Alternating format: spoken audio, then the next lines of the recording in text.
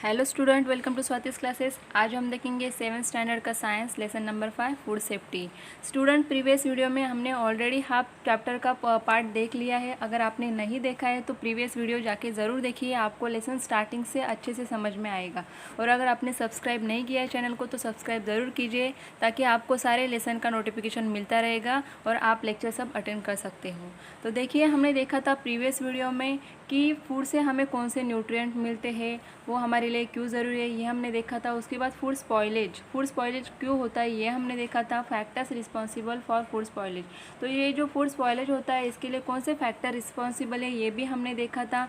उसके बाद हमने देखा था कि फूड वेस्ट किस तरीके से होता है। इसमें हमने दो टाइप्स देखे थे, quantitative wastage of food and qualitative wastage of food देखा था। उसके बाद में हमने देखा था कि prevent food wastage and spoilage, तो फूड स्पॉइलेज या वेस्ट हो रहा है उसको हम प्रिवेंट किस तरीके से कर सकते हैं। कुछ टाइप्स दिए हैं, कुछ मेथड्स दिए हैं, उसके कारण हम क्या कर सकते हैं, प्रिवेंट कर सकते हैं। यहाँ पे हमने देख लिया था।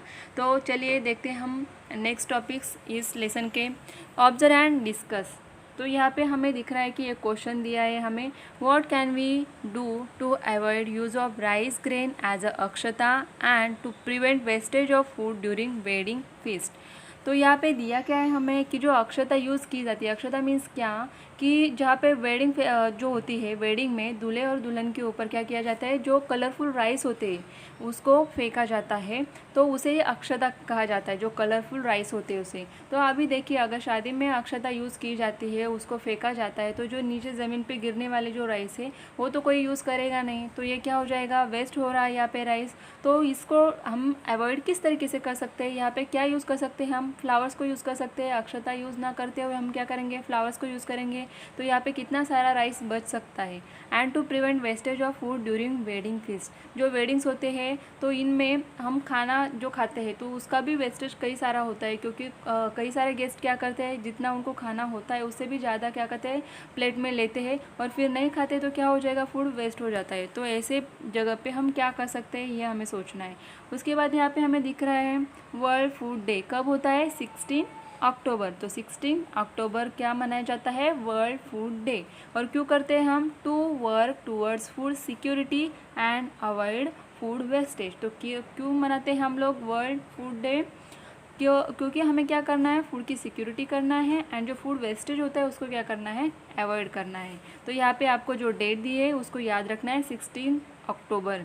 तो इस दिन क्या मनाते हैं, वर्ल्ड फूड डे मनाया जाता है। देन उसके बाद जाएंगे हम आगे, यहाँ पे आपको पिंक कलर का बॉक्स दिख रहा है, नेशनल इंस्टीट्यूशन। कौन सी नेशनल इंस्टीट्यूशन है, फूड एंड ड्रग एडमिनिस्ट्रेशन। तो फूड एंड ड्रग एडमिनिस्ट्रेशन के लिए जो इंस्टीट्यूट है उसके बारे में हमें इंफॉर्मेशन दी गई है यहाँ पे। This is a government organisation that controls production and distribution of food and drugs by their standardisation.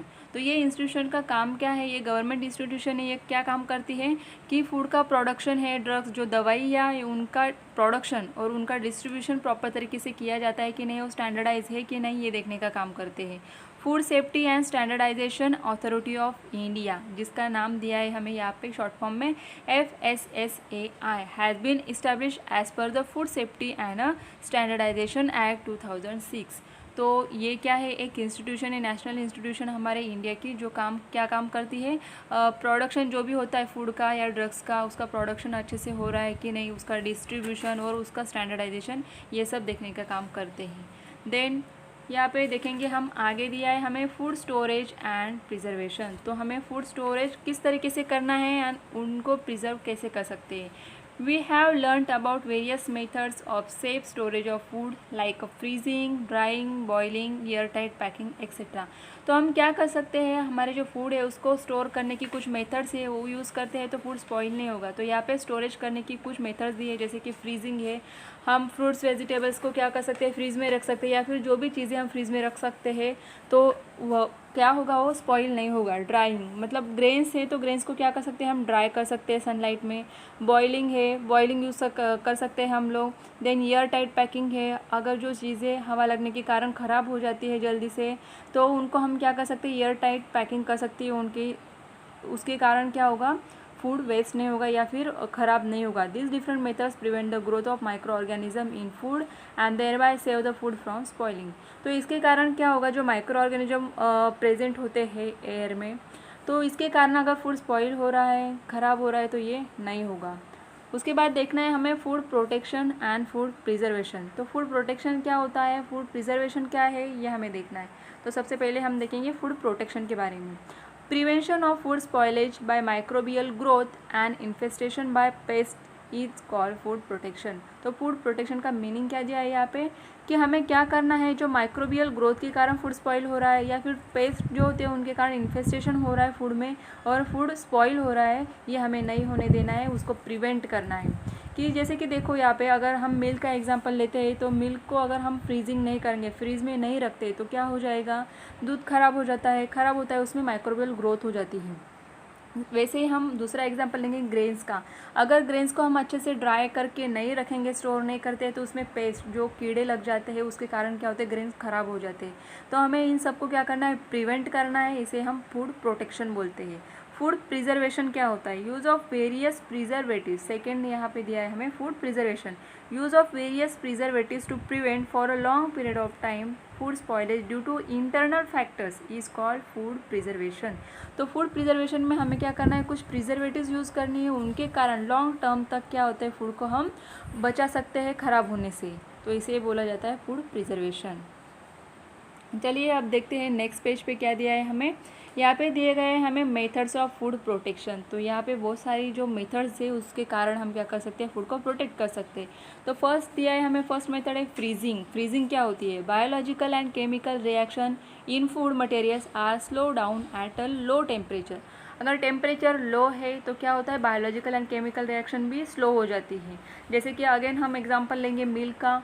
Milk अगर आप ऐसे ही रख देंगे ऊपर कहीं पर भी, गरम कर लिया है और पूरे दिन के लिए ऐसे ही छोड़ दिया, तो अगर रात तक देखेंगे समर डेज में तो जल्दी ख़राब हो जाता है। वही अगर आप मिल्क रखते हैं फ्रीज़ में, तो फ्रीज़ के कारण क्या है, उसका टेम्परेचर वहाँ पे लो टेम्परेचर है, ठंडा हो जाता है मिल्क, तो वहाँ पे बायोलॉजिकल जो रिएक्शन है वो नहीं हो पाती है। As a result food remains in a good condition for a longer duration. जैसे कि हम फ्रूट से, वेजिटेबल से, मिल्क के जो भी फूड प्रोडक्ट हम रख सकते हैं फ्रीज में ही रखते हैं।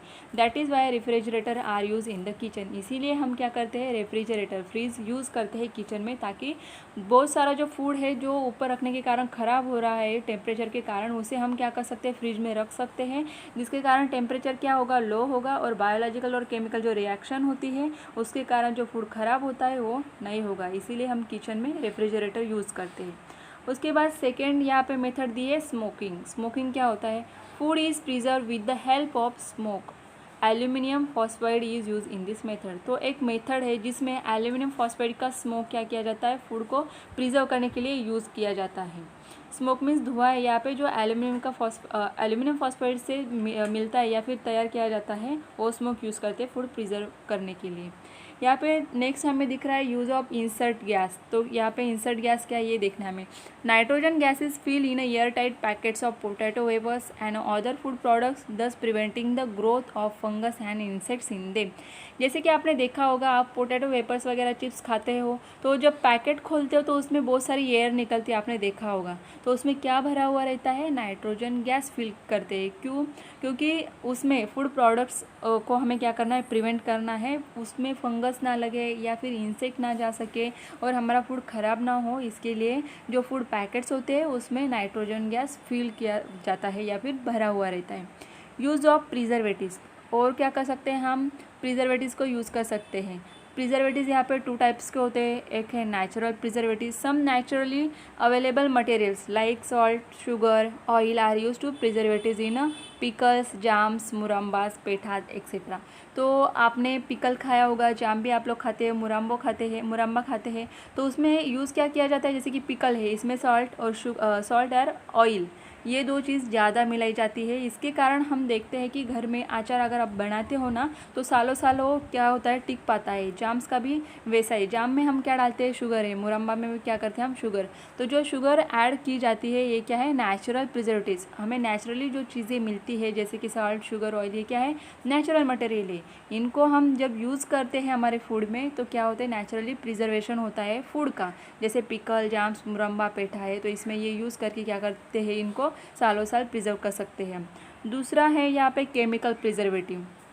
अभी हमने देखा कि जो नेचुरल प्रिजर्वेटिव हम यूज़ करते हैं, बाद में देखेंगे हम केमिकल प्रिजर्वेटिव्स कौन से हैं यहाँ पे दिए हमें, जैसे कि एसिटिक एसिड है, जैसे विनेगर हम बोलते हैं उसे, citric acid, sodium benzoate and some nitrate and nitrate salts are some example of chemical preservatives. तो यहाँ पे ये केमिकल प्रिजर्वेटिव्स है जो यूज़ की जाती है फूड को स्पॉइल होने से बचाती है। They are use in a sauces, जैसे हम टोमेटो सॉस वगैरह खाते हैं, jellies, jams and in pack ready to cook vegetables and ready to eat food etcetera.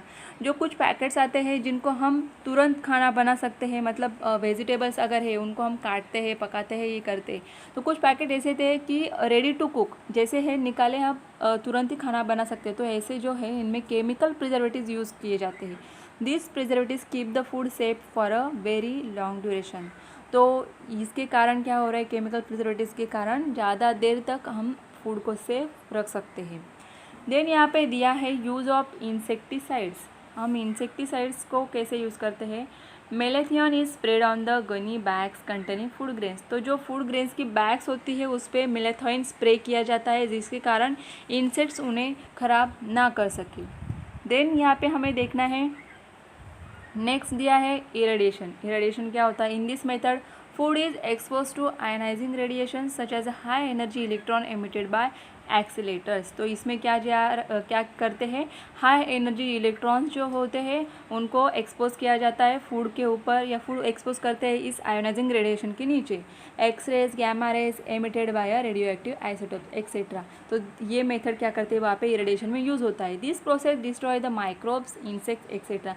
तो इस प्रोसेस के कारण क्या हो रहा है, वहाँ पे माइक्रोब्स जो होते हैं, इंसेक्ट्स होते हैं, मर जाते हैं।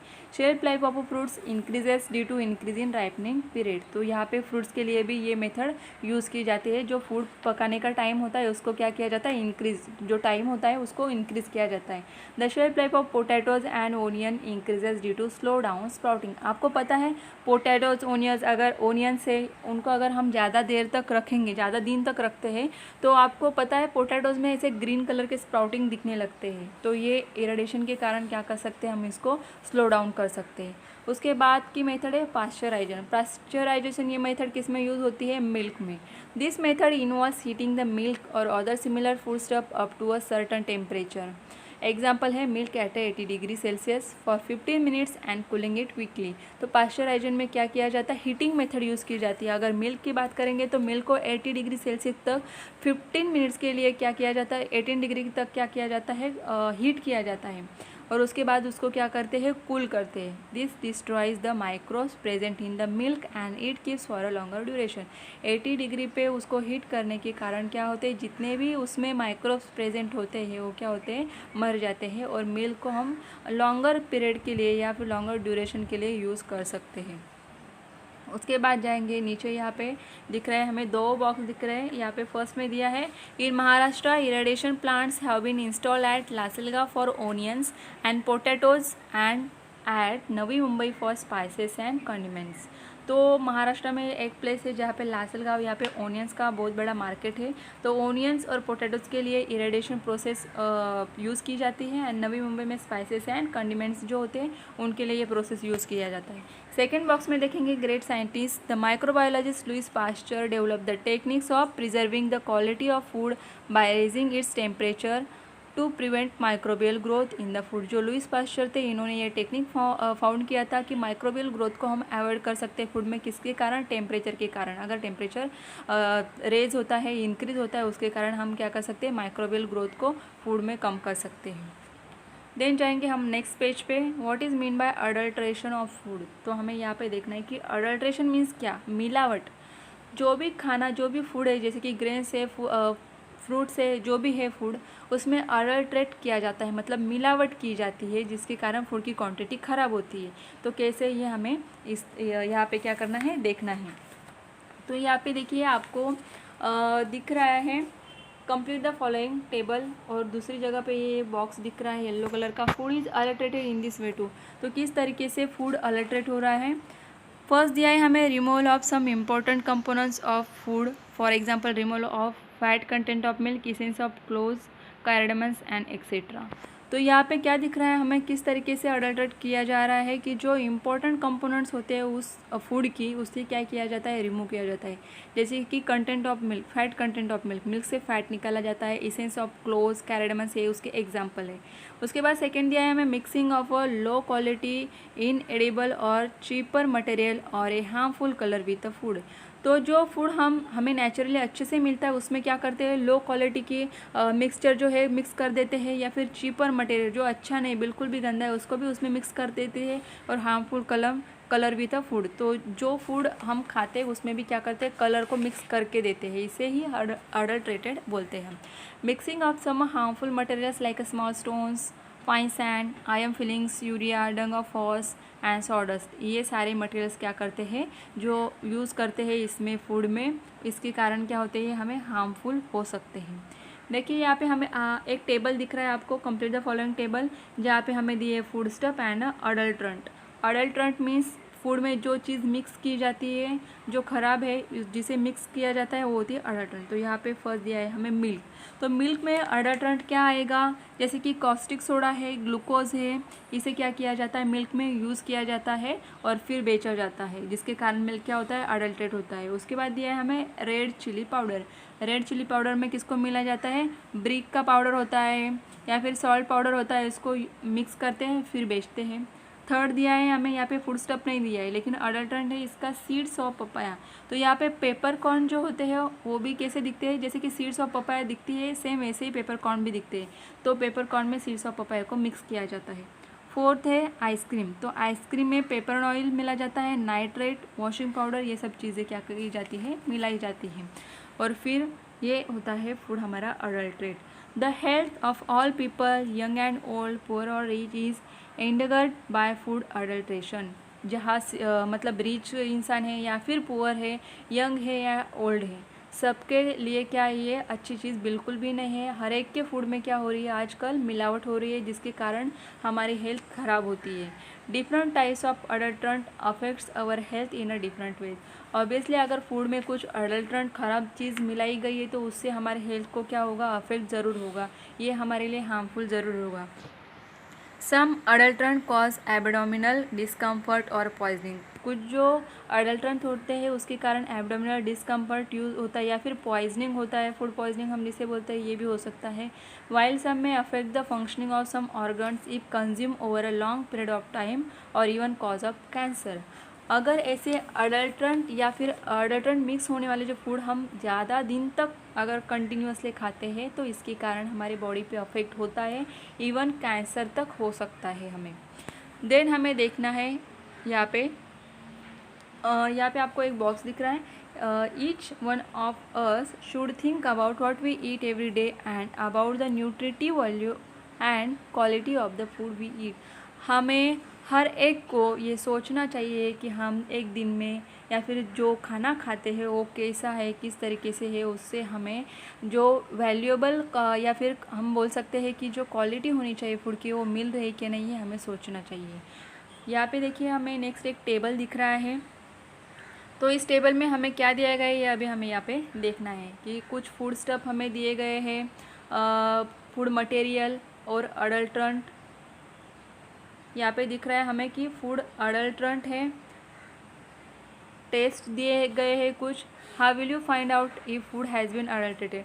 अगर आप बोलोगे कि फूड अडल्ट्रेट है कि नहीं है, ये हमें कैसे समझ में आएगा, तो उसके लिए कुछ टेस्ट दिए गए पर्टिकुलर फूड मटेरियल के लिए, और फिर टेस्ट करने के बाद हमें कंक्लूजन मिलेगा कि वो अडल्ट्रेट है या नहीं है। तो यहाँ पे हमें फर्स्ट दिया है मिल्क। अडल्ट्रेंट क्या हो सकता है, मिल्क में क्या मिलाया जा सकता है, तो वाटर है। तो टेस्ट क्या है इसका, put a drop of milk on a glass slide and slightly incline it to spread the drop. हमें करना क्या है इस टेस्ट के लिए, एक ग्लास स्लाइड लेनी है, उस पर ड्रॉप ऑफ मिल्क डालना है, उसको स्लाइटली इंक्लाइन मतलब क्या करना है, उसको थोड़ा सा ऐसे स्लाइटली इंक्लाइन पकड़ना है और फिर जो ड्रॉप है उसको स्प्रेड करना है। तो हम कंक्लूजन कैसे निकालेंगे, if the spread mark of milk does not appear milky white, water must have been added to it. अगर हम क्या करेंगे, ड्रॉप को स्प्रेड करते हैं तो मिल्की वाइट दिखेगा, अगर ऐसे नहीं दिखना है तो हमें पता चल जाएगा कि इसमें वाटर ऐड किया हुआ है। सेकेंड दिया है हमें रेड चिली पाउडर। तो रेड चिली पाउडर में अडल्ट्रेंट क्या होता है, ब्रिक डस्ट। जो ब्रिक होती है उसकी डस्ट भी मिलाई जाती है। तो इसके लिए हमें टेस्ट दिया है, take a spoonful of chilli powder in a beaker, add water up to half of the beaker, stir it and leave it undisturbed for a few minutes.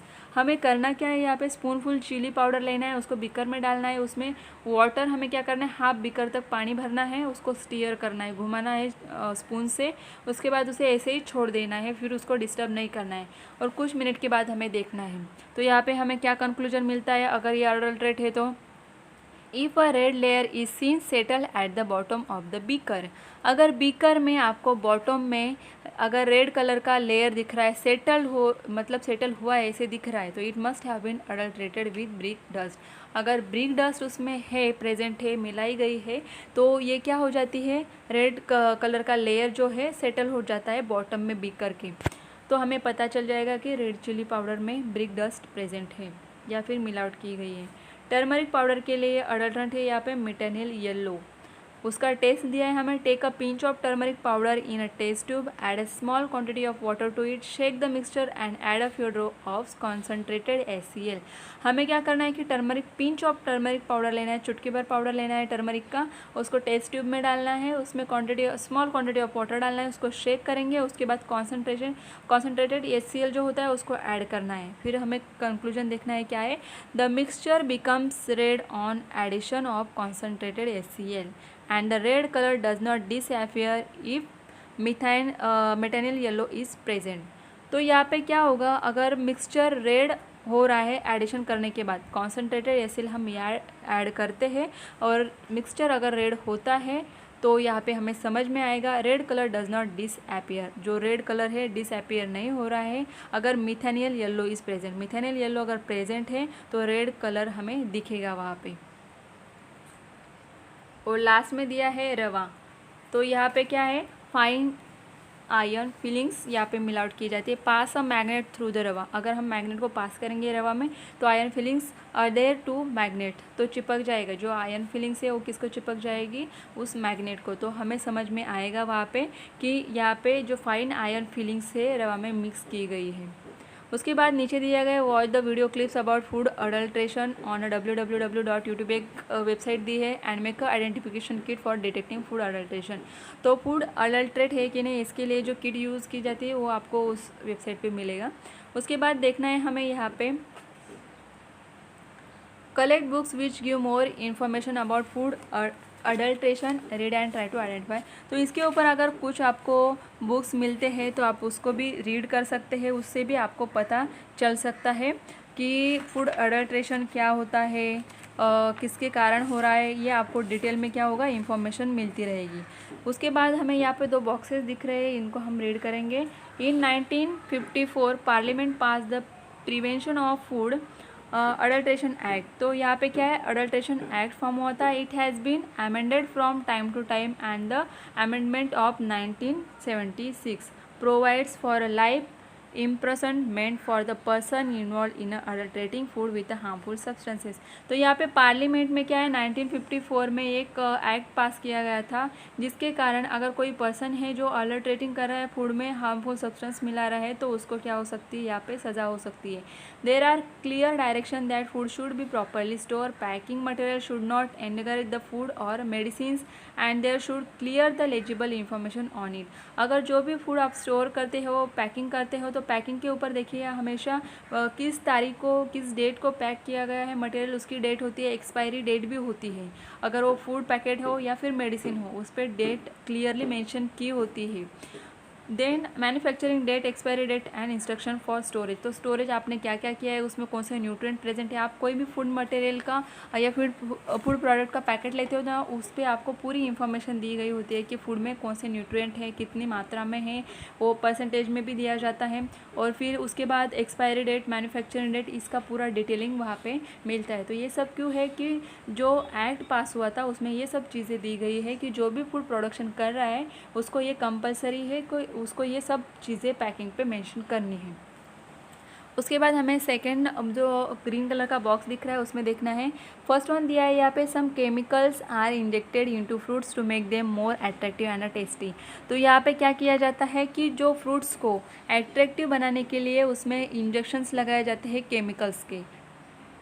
दूसरा है milk vendor add urea to the milk so that it appears to have a higher fat content. तो इसमें क्या है, urea add किया जाता है milk में, जिसके कारण क्या हायर फैट कंटेंट मिलते हैं। उसके बाद थर्ड दिया है shopkeepers change the expiry date of the food packets and airtight containers to avoid a financial loss. अगर किसी प्रोडक्ट की एक्सपायरी डेट मतलब एक्सपायरी डेट निकल चुकी है तो वो प्रोडक्ट तो बेचे नहीं जाएंगे और फूड पैकेट ऐसे ही पड़े रहेंगे तो क्या होगा, फाइनेंशियल लॉस होगा। इसके लिए कुछ शॉपकीपर ऐसे भी होते हैं जो एक्सपायरी डेट्स को चेंज कर देते हैं और फिर बेचते हैं। फोर्थ वन है calcium carbide and some other chemicals are use to make fruits look more attractive. For example bright yellow bananas. तो ब्राइट येलो बनानास बनते जो हमें दिखते हैं तो नेचुरली ही ऐसे होंगे, ऐसा नहीं है। कैल्शियम कार्बाइड और सम अदर केमिकल्स यूज़ करके उनको अच्छा दिखने के लिए ये केमिकल्स यूज़ करते हैं। Frequently harmful chemicals like carbonate soda, phosphoric acid etc. are mixed with the cold drinks। तो कोल्ड ड्रिंक्स में भी क्या है, फॉस्फोराइड एसिड, कार्बोनेट सोडा, इस तरीके की चीज़ें केमिकल्स मिलाई जाती है। तो देखिए स्टूडेंट्स, हमें इस लेसन से काफ़ी अच्छी जानकारी मिली है कि जो हम food day to day life में लेते हैं उसकी सेफ्टी हमारे लिए कितनी ज़रूरी है। क्या आपने सोचा था कभी कि फूड्स में जो हम खाते हैं उसमें इतनी सारी चीज़ें मिलाई जाती है। तो आपको ये चीज़ें अच्छे से ध्यान में रखनी है। अगर आप प्रोडक्ट्स कोई भी खरीदते हैं खाने पीने का तो उस पर एक्सपायरी डेट ज़रूर चेक करिए। तो ये सभी जो नॉलेज होती है ये सब आप सबको मिलना ज़रूरी होता है, इसीलिए आपके बुक में ये इंक्लूड किया जाता है। तो ये लेसन आपको आई होप अच्छे से समझ में आया होगा। अगर आपने प्रीवियस वीडियो नहीं देखी है तो उसे भी देख लीजिए, तो लेसन आपको अच्छी तरीके से समझ में आएगा।